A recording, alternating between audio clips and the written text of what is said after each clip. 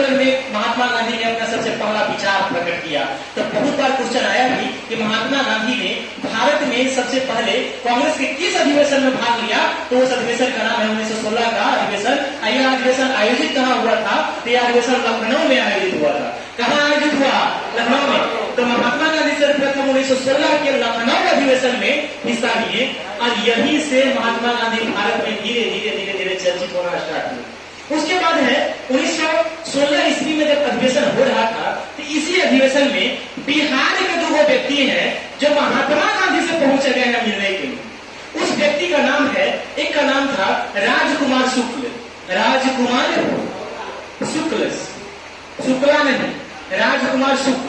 और एक और व्यक्ति का नाम है जी।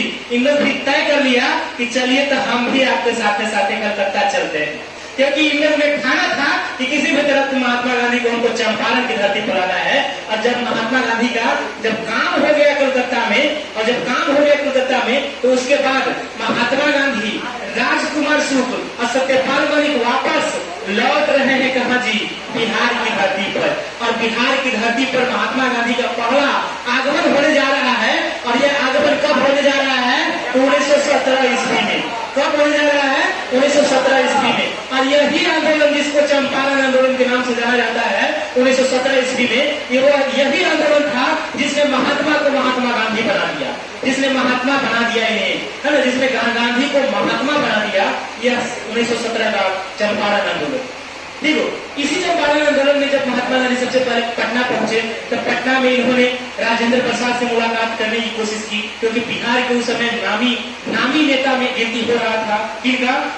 राजेंद्र प्रसाद का। उसी समय एक और व्यक्ति है जो कि अनुग्रह नारायण सिंह, जिनके नाम पर अभी अनुग्रह नारायण का स्टेशन है ना, वो भी व्यक्ति बिहार के पटना में ही थे।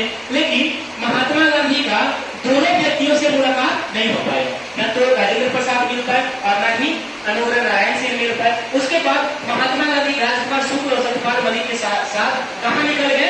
चंपारण निकल गए पटना से। और जब पटना से चंपारण पहुंचे तो अंग्रेजों के खिलाफ आंदोलन छिड़े और इस आंदोलन में महात्मा गांधी का विजय हुआ।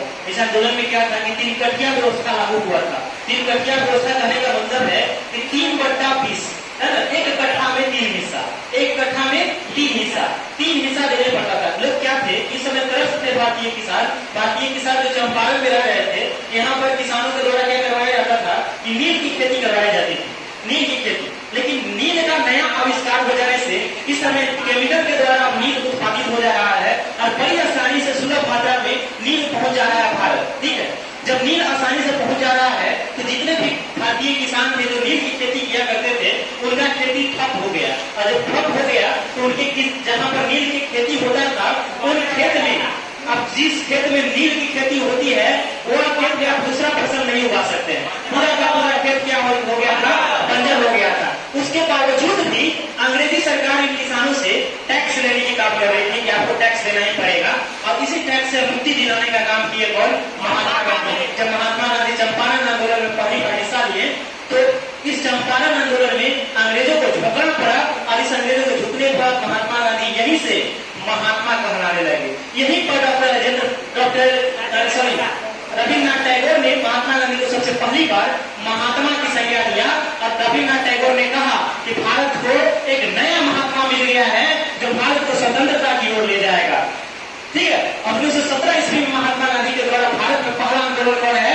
चंपारण आंदोलन। पहला आंदोलन कौन? चंपारण आंदोलन। तो बातें अलग अलग है। महात्मा गांधी का दक्षिण अफ्रीका में पहला आंदोलन का नकाल कांग्रेस के द्वारा, और भारत में पहला आंदोलन है कौन? चंपारण आंदोलन। न जाने कितने बार एग्जाम में पूछा हुआ क्वेश्चन है कि बताएं कि भारत में महात्मा गांधी के द्वारा प्रारंभ किया हुआ पहला आंदोलन क्या था? उस आंदोलन का नाम क्या है जी? चंपारण आंदोलन। आंदोलन का नाम क्या है? चंपारण आंदोलन। कितना बात की है?